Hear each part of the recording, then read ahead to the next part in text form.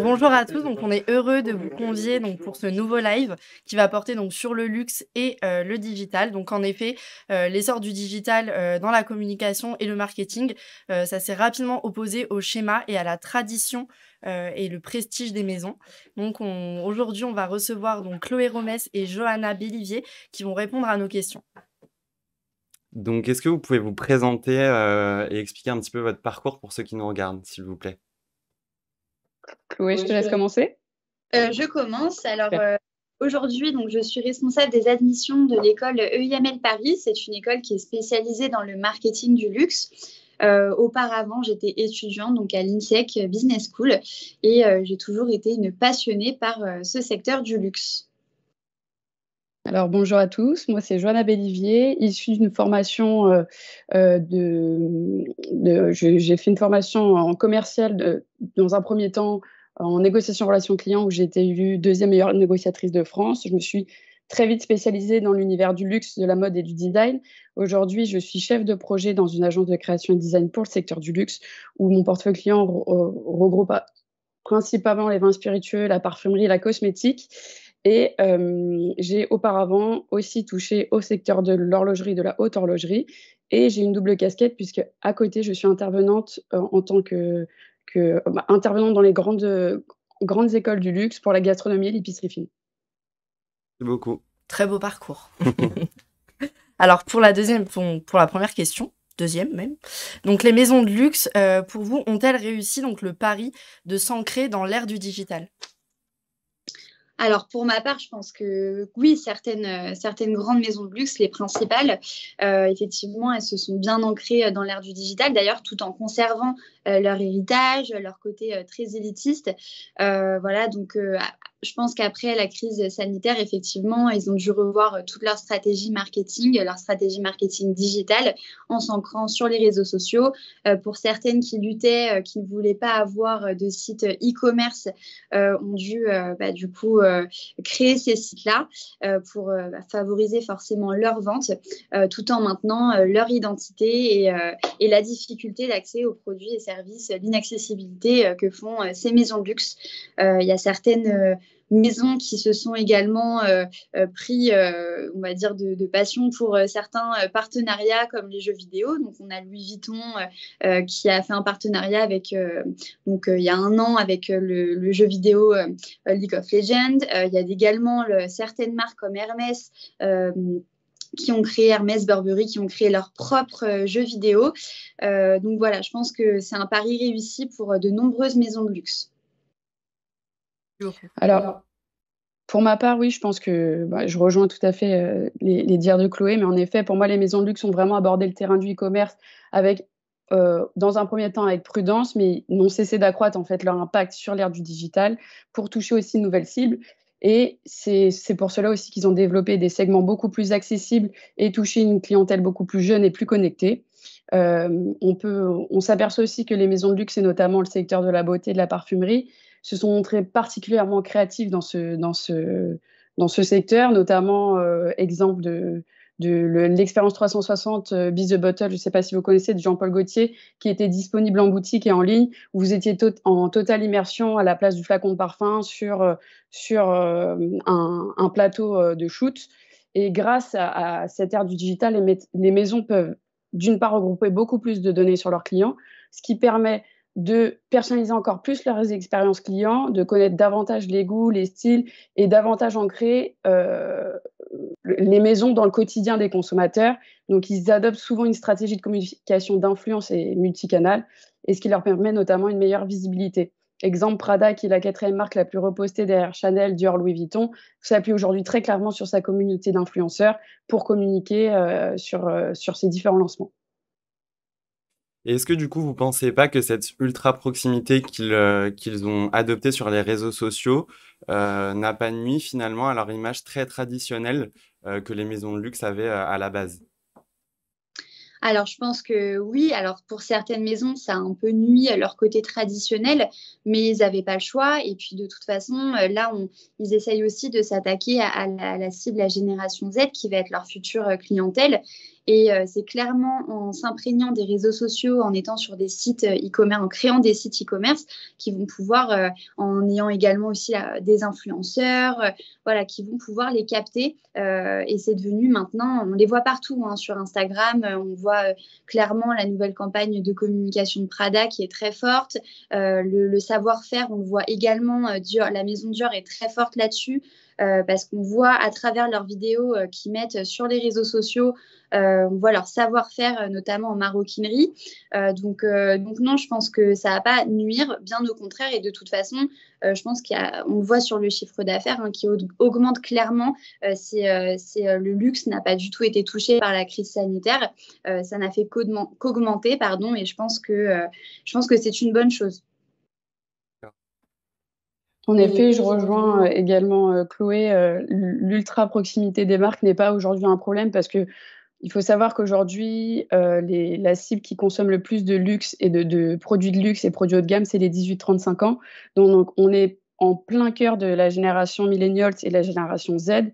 Aujourd'hui, je peux vous citer quelques marques qui intègrent et s'inscrivent totalement dans la culture pop américaine, notamment Gucci, notamment Bottega Veneta, où on a encore vu cet hiver à travers des collections colorées, glamour, qu'ils ont présenté à la fois à Los Angeles et à Détroit, très, très intégrées, où on touche vraiment cette cible. Et on peut aussi citer l'exemple de récemment Balenciaga qui présente sa collection dans Les Simpsons. On peut, enfin voilà, c'est aujourd'hui, que ce soit les milléniaux ou la génération Z, c'est vraiment ce qu'ils veulent, c'est ce qu'ils attendent, c'est l'ultra proximité de la part des marques. Et il faut garder en tête que ce ne sont pas des clients fidèles, cette cible, mais ils sont plus volages, je m'entends.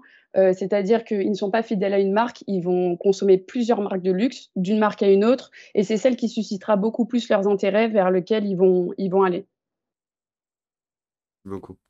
Alors maintenant, pour une question un petit peu plus d'actualité, je ne sais pas si vous avez pu remarquer, mais Balenciaga a décidé donc d'utiliser ses réseaux sociaux pour communiquer sur la situation en Ukraine. Donc ils ont supprimé tous leurs posts Instagram pour ne mettre qu'une image justement du drapeau de l'Ukraine. Donc que pensez-vous tout d'abord donc de la position adoptée par la maison donc Balenciaga? Et ensuite, est-ce que selon vous, c'est important maintenant pour les maisons de luxe de s'engager et de prendre part au débat de société? Alors moi, c'est un avis qui va être très personnel, hein, mais je trouve ça bien, toute cette vague de solidarité. Après, c'est un risque à prendre, hein, pour les entreprises et pour les maisons de luxe. Mais je trouve ça bien sur le plan éthique, qu'ils prennent parti. Après, il y a aussi une histoire, hein, derrière Balenciaga. Le directeur artistique d'Emna, lui, est aussi un réfugié de guerre. Parce qu'il est géorgien, donc il a eu aussi ce conflit avec la Russie. Donc lui avait tout intérêt, de par son histoire, et du coup maintenant l'histoire qui fait partie de la maison, a montré fièrement qu'il accompagnait l'Ukraine dans cette guerre. Donc non, je pense que ça peut être une bonne chose, mais c'est à double tranchant, et je pense que ça dépend toujours de quel combat en fait ils vont choisir. Là, clairement, on est face à quand même des crimes de guerre, donc ils peuvent tout à fait prendre parti. Je pense pas que ça va forcément impacter leur vente, à part peut-être en Russie, mais je pense que c'est une bonne chose. Mais faire attention peut-être à quel engagement ils choisissent. Je pense que tout est subjectif, mais en effet, je rejoins la position de Chloé. C'est hyper important aujourd'hui que les marques puissent s'engager parce que c'est des vraies figures de la société. C'est également des marques auxquelles des millions de personnes s'identifient. Quand on achète une marque, on l'achète aussi pour son besoin d'appartenance, pour ses valeurs, pour ses combats. Et je pense que c'est hyper important, tout cet élan de solidarité, et que les marques sont engagées. Alors, il n'y a pas de, je pense, bonne ou mauvaise réponse, parce que certains vous diront que c'est risqué pour la marque de par son image, mais je pense que une marque a besoin aussi de s'affirmer et de défendre ses combats. Et il y en a d'autres qui diront qu'ils ont raison et qu'ils soutiennent totalement le mouvement. Et je pense qu'aujourd'hui, des millions de personnes, des millions de Français, et pas que Français, soutiennent en tout cas l'Ukraine, et il faut le faire sentir, et c'est aussi par ces images et par les maisons de luxe que ça passe. D'accord, merci beaucoup. Que de belles paroles. Donc, pour revenir sur le sujet de l'extra-digitalisation dans le secteur du luxe, que pensez-vous, enfin, est-ce que vous pensez que c'est possible pour une maison de luxe d'exister sans boutique propre et de passer que par un site e-commerce? Est-ce que vous pensez que c'est possible d'exister dans le secteur du luxe avec qu'une boutique e-commerce? Alors, exister, oui, si le savoir-faire est là et l'héritage également. Après, mon avis, c'est que pour cultiver justement tout ce côté exceptionnel, le côté exclusif, pardon, des maisons, je pense que l'expérience client dans une boutique sera irremplaçable. Donc, effectivement, un client, quand il achète un produit, si on achète un sac à main qui coûte relativement cher, qui a une histoire, je pense que l'expérience client doit être à la hauteur de ce produit. Quand on est en boutique, on est reçu par un conseiller de clientèle qui va vous expliquer l'histoire du produit, qui va vous recevoir, vous proposer une boisson. C'est là où on va voir tout le côté la clientèle privilégiée. Et je pense que le e-commerce ne pourra pas. Je vous vois plus. Il y a un petit bug, non? Mais moi non plus, je ne les vois. Ah, c'est bon, ils sont revenus. Donc, je disais que voilà, je pense que le e-commerce peut apporter énormément de choses de digital, avec les NFT, les réseaux sociaux. Ça peut nous apporter énormément de choses, mais ça ne pourra pas remplacer l'expérience client qu'il peut y avoir en boutique. Je suis parfaitement alignée avec Chloé. On va croire on pense de la même manière, mais en effet, pour moi, il y a deux sujets dans cette question. La première, une marque uniquement sur le digital qui est, on va dire, donc DNVB, ça fonctionne. Dans le luxe, je ne suis pas sûre parce qu'aujourd'hui, là, jusqu'à présent, c'est beaucoup parlé des millennials et de la génération Z qui, en effet, eux, n'ont pas ce besoin de vivre cette expérience en boutique. Maintenant, il n'y a pas que eux en termes de clients et on ne va pas fidéliser un segment plus qu'un autre, même si dans 10 ans, ils sont amenés à effectuer plus de 80% des ventes dans le luxe. Mais c'est primordial pour une marque de pouvoir avoir des boutiques en propre, en physique, pour vivre en effet toute cette expérience client et également pour pouvoir apporter toute cette richesse, cet héritage, ce côté prestigieux, ce côté attentionné. Je pense que pour une marque de luxe, vivre uniquement sur Internet, c'est très compliqué. Merci Merci. beaucoup. Alors, on a pu voir que Gucci, Dolce Gabbana ou encore Bugatti investissaient dans les NFT. Pensez-vous que c'est un secteur qui est l'avenir du luxe ou plutôt une mode temporaire? Alors, je pense que c'est une question pour l'instant qui est très, on va dire, c'est très difficile d'y répondre. Pour l'instant, ça marche très bien. Après, c'est le début.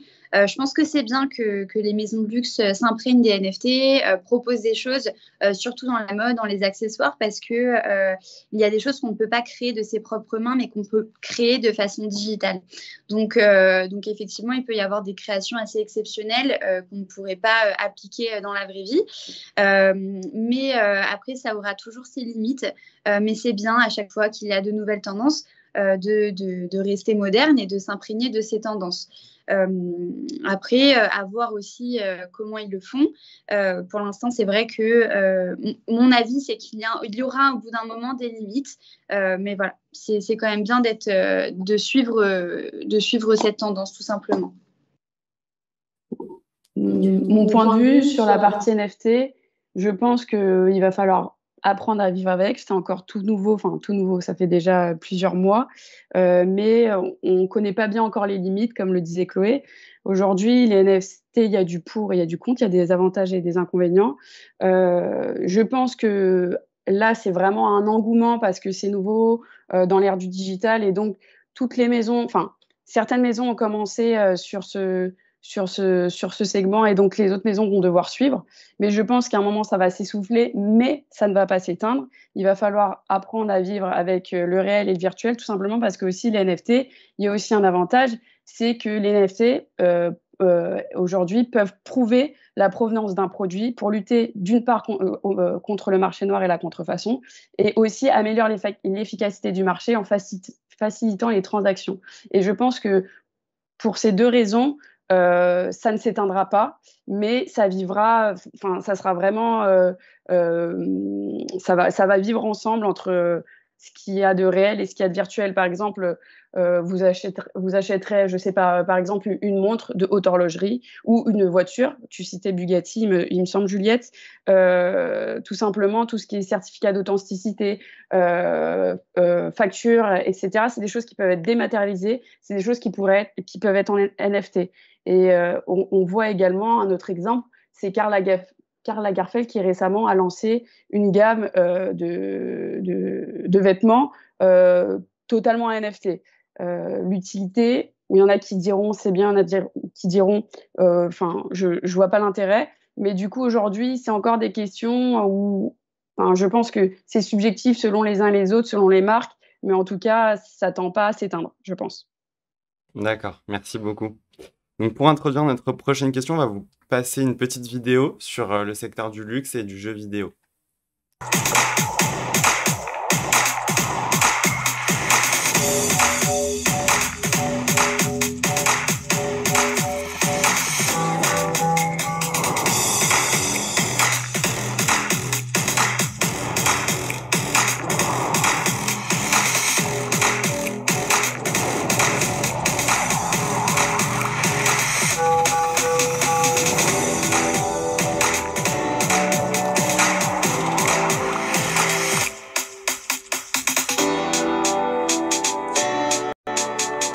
Alors du coup, donc on remarque que le luxe, comme on le disait, s'investit de plus en plus dans l'univers de la métaverse en créant des collections comme ici pour des jeux vidéo. Comme on le disait tout à l'heure, est-ce que vous pensez que toutes les maisons vont être obligées de s'inscrire dans ce secteur et dans ce domaine, ou est-ce que certaines maisons pourront continuer à vivre sans avoir un aspect vieillissant si elles ne s'inscrivent pas dans le domaine du digital et de la métaverse? Bah, je pense que ma réponse, elle va être très simple, hein. Je pense qu'avec la concurrence qu'il y a dans les maisons de luxe, pour se différencier, il faut s'imprégner de la tendance NFT. Sinon, effectivement, comme tu le dis, Kylian, ça va avoir ce côté vieillissant, ça va vieillir tout simplement la maison. Après, c'est une stratégie qui, comme je l'ai dit, aura ses limites au bout d'un moment, mais elles n'auront pas le choix. Pour moi, les maisons n'auront pas le choix de s'imprégner de cette tendance. Je rejoins tout à fait Chloé sur ce point. Aujourd'hui, on est dans un marché tellement concurrentiel et accru qu'une maison, une fois qu'elle lance une tendance, pour rester à la page, les autres concurrents seront obligés de suivre. Donc, je ne sais pas si toutes les maisons iront, mais peut-être que ça sera un désavantage pour elles. Et il faut aussi voir qu'est-ce qu'elles ont à tirer de tout ça. Faire une métaverse pour faire une métaverse, à quoi bon? Par contre, je pense ce qui est intéressant dans la métaverse, c'est qu'il n'y a pas de limite. Aujourd'hui, on peut voir les choses en grand, voire très grand. Et ce qu'on ne pourrait pas se permettre dans la vie réelle peut être possible dans la vie virtuelle. Et si ça fonctionne pour certaines maisons, je pense que c'est un vrai un axe qui tend à accroître, mais les maisons ne pourront pas passer à travers. Merci beaucoup. Très bien. Et donc pour finir, notre live, donc dernière question, quel est le changement ou l'événement qui vous a, le plus, marqué, depuis la digitalisation du luxe? Bah, pour moi, ça va être clairement les NFT, hein, parce que ça reste quand même quelque chose d'impressionnant. Vivre comme ça entre la réalité et la réalité virtuelle, moi, c'est quelque chose qui me marque. On voit clairement qu'il y a une nouvelle ère et ça me fait même un peu peur, pour tout vous dire. Mais oui, ça va être ça, les défilés, ce qu'ils proposent, même le prix, hein, de tous ces produits qui sont virtuels. C'est quelque chose personnellement, que je n'adhère pas spécialement parce que ça me fait peur. Mais voilà, c'est quand même très marquant et je pense que ça marque une nouvelle ère digitale. Pour ma part, pour les maisons de luxe qui doivent conserver et cultiver un petit peu le côté prestigieux, héritage, tout en se modernisant dans une ère, dans une ère qui leur correspond et qui correspond à leur époque. Le digital, qui il y a quelques années était considéré comme une menace pour les plus grandes maisons, est devenu aujourd'hui incontournable. même dans leur moteur de modernisation. Moi, ce qui m'a le plus marqué, en effet, c'est, exemple, le concert de Travis Scott sur Fortnite, la première partie du concert de Lady Gaga où c'est un avatar, finalement, la première partie. Tous ces mannequins avatars très réalistes, par exemple, la Balmain Army sur Instagram, qui sont 3 égéries, multiethniques, totalement virtuelles. On voit qu'on a complètement basculé dans une ère, totalement digitalisée qui, aujourd'hui, peut potentiellement nous faire peur, mais parce qu'on ne connaît pas vraiment les limites, mais je suis sûre qu'on les connaîtra, dans quelques années. Merci beaucoup. Merci Chloé, merci Johanna pour votre temps et votre expertise sur nos questions. Merci. Merci beaucoup. Merci à vous pour l'invitation. Au revoir. Au revoir. Au revoir. Merci, au revoir.